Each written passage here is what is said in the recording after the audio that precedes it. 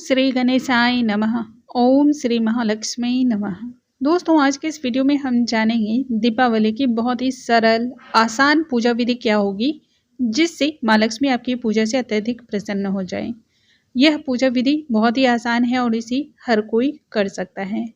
इस पूजा विधि को प्रभावशाली बनाने के लिए हमें कौन कौन से कार्य विशेष रूप से करने चाहिए वह भी जानेंगे। आइए आज के वीडियो को हम स्टार्ट करते हैं।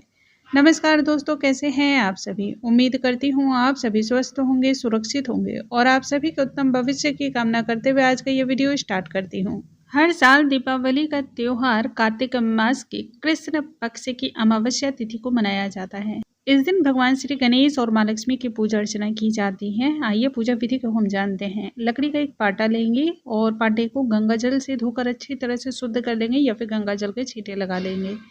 सबसे पहले उसके ऊपर हम स्वास्तिक बनाएंगे। तो स्वास्तिक आप हल्दी से, कुमकुम से या अष्टगंध से भी बना सकते हैं। और स्वास्तिक हम पूर्ण बनाएंगे, यह भी हम ध्यान रखेंगे। स्वास्तिक पूर्ण बनाना बहुत ही ज़्यादा जरूरी है ताकि स्वास्तिक का जो प्रभाव है वह आपको मिल सके, उससे मिलने वाले जो फायदे हैं वह आपको प्राप्त हो सके। थोड़ी सी अक्षत यानी कि चावल हम डालेंगे। इसके ऊपर लाल रंग का एक वस्त्र बिछाएंगे।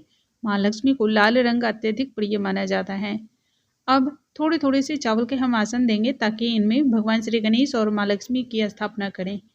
तो मैंने सिंपल सी बहुत सिंपल पूजा विधि में शेयर कर रही हूँ। भगवान श्री गणेश को और माँ लक्ष्मी को इस प्रकार से स्थापित करेंगे। ये देखिए मूर्ति को सही दिशा में रखना भी बहुत ज़्यादा जरूरी है। अब चावल का आसन हम वापस से लगाएंगे ताकि हम इस पर कलश की स्थापना करें। इस पूजा में दीप कलश के साथ ही श्री कलश रखा जाता है। देखिए, मैं श्री कलश इसलिए प्रेफर करती हूँ क्योंकि महालक्ष्मी का दिन है और महालक्ष्मी की पूजा में श्रीफल का अत्यधिक महत्व होता है। अष्टदल कमल बना ले। यदि आप अष्टदल कमल नहीं बना सकते हो तब ऐसे भी आप चावल का आसन दे करके इसके ऊपर भी कलश की स्थापना कर सकते हैं। कलश की स्थापना करने के लिए यदि आप चाहें तो रंगोली भी बना सकते हैं, हल्दी से भी रंगोली बना सकते हैं या फिर चावल के जो पाउडर होते हैं उनसे भी बना सकते हैं। थोड़े से उसके ऊपर हल्दी और कुमकुम डाल दें और उसके ऊपर कलश की स्थापना करेंगे।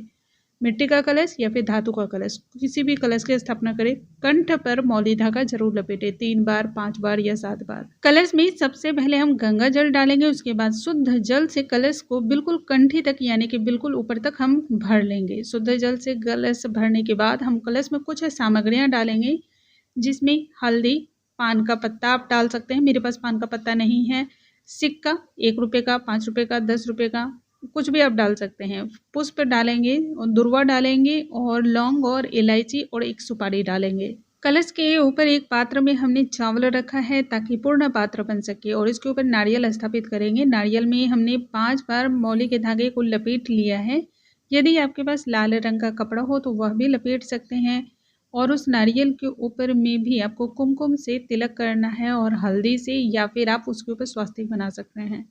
अब भगवान श्री गणेश माँ लक्ष्मी के समक्ष एक पान का पत्ता लगाएंगे। देखिए, इसकी डंडियां और आगे का भाग तोड़ दिया जाता है क्योंकि इन भागों में दरिद्रता का वास माना जाता है। इसके ऊपर मौली धागे में लपेटा हुआ एक सुपारी को स्थापित कर लेंगे जिसमें हम सभी देवी देवताओं का आवाहन करेंगे।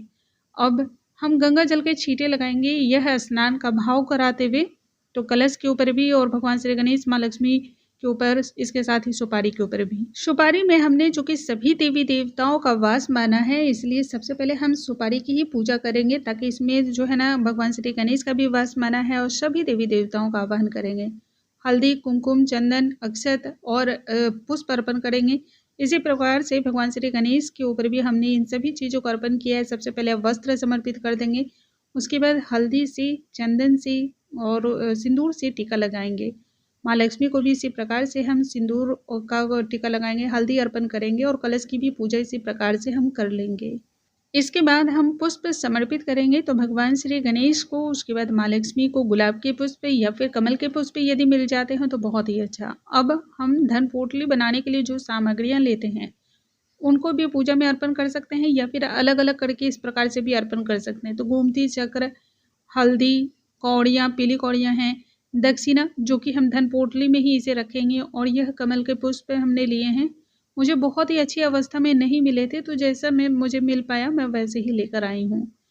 इसके अलावा श्रृंगार से जुड़ी हुई सारी सामग्रियाँ 16 की संख्या में महालक्ष्मी को अर्पण की जाती हैं। तो जो भी संख्या हो, रबर बैंड, चूड़ियाँ, मेहंदी, ये सभी चीज़ें ज़रूर अर्पण करें। अब आपकी शादी की जो सिंदूरदानी है उसमें भी आप इस प्रकार से सिंदूर और हल्दी का टीका लगाएंगे और महालक्ष्मी का ध्यान करते हुए इसे भी पूजा में हम जरूर शामिल करेंगे। सौभाग्य को देने वाली माता रानी है, इसलिए इसे जरूर पूजा में रखना चाहिए। वैसे भी स्त्रियों को, जो भी सुहागिन स्त्रियां हैं, उन्हें सुहाग की यह सामग्री के साथ सिंदूरदानी भी पूजा में जरूर शामिल करनी चाहिए। अब हम लड्डुओं का भोग लगाएंगे, तो मैंने 2 अलग अलग प्रकार के लड्डू लिए हैं, जो कि वैसे भी दीपावली की पूजा में लड्डुओं का भोग बहुत ही विशेष माना जाता है, भगवान श्री गणेश को अत्यधिक प्रिय है।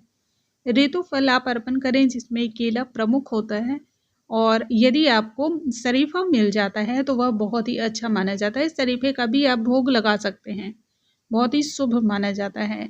इसके बाद महालक्ष्मी की पूजा में विशेषकर सप्त प्रकार के जो धान होते हैं उन्हें समर्पित करने की खास तौर पे परंपरा मानी जाती है। देखिए, ये जो सप्त धान अर्पण किए जाते हैं, यह महालक्ष्मी की आगमन की खुशी में अर्पण किए जाते हैं, और महालक्ष्मी की पूजा में विशेष करके सप्त धान का महत्व बताया गया है। दूसरे दिन यानी कि दीपावली के दूसरे दिन इन सप्त धानों को, जहाँ भी आपका अन्न का भंडार है, वहाँ पर सभी में मिला करके आपको इन्हें रख देना होता है, जैसे धन धान्य अन्न वगैरह पूरा सालों भर आपके यहाँ भरा पूरा रहेगा। दीप प्रज्वलित करने के लिए हम इस प्रकार के चावल के छोटे छोटे से आसन देंगे, उनमें हल्दी से मैंने पहले से ही रंग लिया है, कुमकुम हम उसके ऊपर लगाएंगे और उसके ऊपर दीपक को हम प्रज्वलित करेंगे। थोड़े से चावल के आसन हम लगाएंगे और इस प्रकार से माँ लक्ष्मी की चरण पादुका को भी हम रखेंगे उसके ऊपर हल्दी, कुमकुम, चंदन और सिंदूर वगैरह अर्पण करेंगे, पुष्प अर्पण करेंगे। इसके बाद हम एक लेंगे पान का पत्ता, पान पर 1 जोड़ी लौंग और 1 जोड़ी इलायची लेंगे। इसे तांबुल कहा जाता है। यह पूजा की किसी भी त्रुटि को पूर्ण करता है और इसके साथ ही यह महालक्ष्मी को अत्यधिक प्रिय भी माना जाता है। यदि मीठा पान मिल जाए तो आप मीठे पान को ही लेना ज़्यादा ज़रूरी समझें। महालक्ष्मी को मीठे पान का भोग विशेष कर लगाया जाता है। दीपावली की पूजा के साथ ही हम दीप मालाओं की भी पूजा इस दिन कर लेते हैं, ताकि पूजा समाप्त जैसे ही आपका हो जाता है ना, तब ये दीपक जो है घर के सभी दरवाजे या फिर मुख्य द्वार, घर की मुंडेर वगैरह पे सजाई जाती है। तो दीपक में भी हल्दी, चंदन, कुमकुम इस प्रकार से अर्पण करेंगे। जो मुख्य दीपक होता है, जो मुख्य दरवाजे पर लगाया जाता है, उसमें 2 लौंग और 1 कपूर जरूर डालें। दीपक में इतना तेल होना चाहिए जो पूर्ण रात्रि तक आपका वह जलता रहे।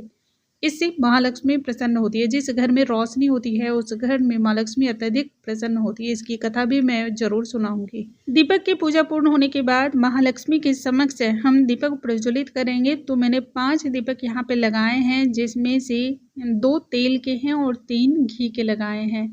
तेल और घी का दीपक किस प्रकार से लगाया जाता है वह मैंने बता रखा है, वह वीडियो आप जरूर देखें। माँ लक्ष्मी की पूजा में खीर का भोग विशेष रूप से लगाया जाता है, क्योंकि माँ लक्ष्मी को खीर अत्यधिक प्रिय माना जाता है। इस प्रकार से आप अपनी दीपावली की पूजा को संपूर्ण करने के बाद हाथों में पुष्प लेकर के व्रत की कथा जो होती है, दीपावली की कथा का श्रवण करना चाहिए। कथा श्रवण के पश्चात आप आरती करें, क्षमा याचना करें और उसके बाद आप वहाँ पे जल के आचमन 3 बार जरूर डालें। माँ लक्ष्मी से आप अपने लिए जो भी प्रार्थना करना चाहते हो उस समय प्रार्थना जरूर करें, और पूजा जिस आसन पर बैठ के कर रहे थे उसके बाद उस आसन के नीचे थोड़ा सा जल डालें और जल को माथे से लगाएं, ताकि पूजा से मिलने वाले फल संपूर्ण तरीके से आपको ही प्राप्त हों। एक बात का और भी याद रखेंगे, दीपावली की पूजा में सुबह के समय ही आपको जो है ना व्रत का संकल्प ले लेना चाहिए, दीपावली की पूजा का संकल्प ले लेना चाहिए। यह जरूर याद रखेंगे, क्योंकि बिना संकल्प के कोई भी पूजा पूर्ण नहीं फल देती है। इसके अलावा जब पूजा पूर्ण हो जाए तब जो दीप मालाएं आपने लगा रखी हैं, पूजा जिनका किया है चंदन से, हल्दी और कुमकुम वगैरह से, तो उन सभी में थोड़ी थोड़ी शक्कर डालें। उसके बाद ही आप अपने घर में जहाँ जहाँ भी दीपक लगाने के लिए अपने स्थान रखा है, मुख्य दरवाजे पर या फिर तुलसी के पौधे के पास, केले के पौधे के पास, तो सभी जगह पर उसके बाद दीपक आप सजाएं। इस प्रकार से दीपावली की पूजा बहुत ही सरल विधि के द्वारा पूर्ण कर सकते हैं और माँ लक्ष्मी का आशीर्वाद प्राप्त कर सकते हैं। मुझे उम्मीद है आज का ये वीडियो आप सभी को पसंद आया होगा। वीडियो थोड़ा सा भी हेल्पफुल लगा हो तो लाइक शेयर करना बिल्कुल ना भूलें। अगले वीडियो में नई जानकारी के साथ हम फिर से मिलेंगे। तब तक के लिए नमस्कार दोस्तों।